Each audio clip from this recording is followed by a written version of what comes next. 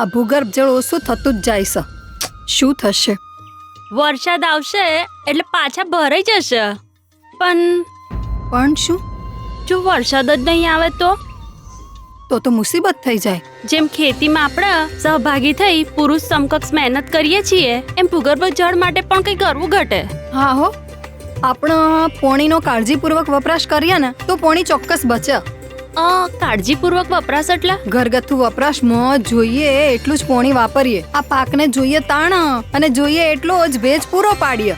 કારણ કે પાકને પાણી નહીં પણ ભેજની જરૂર છે. હા, અને વરસાદી પાણીને ભૂગર્ભમાં ઉતારી પાણીનો જથ્થો વધારીએ. હોવ તો હેડો ગોમની બધી બૂનો અને ભાઈઓ હંગાથ સહભાગી બની ભૂગર્ભ જળ વધારવાનો સંકલ્પ કરીએ અને ભાવિ પેઢી માટે પણ પાણી બચાવીએ. સહભાગી ભૂગર્ભ જળ વ્યવસ્થાપન અપનાવીએ.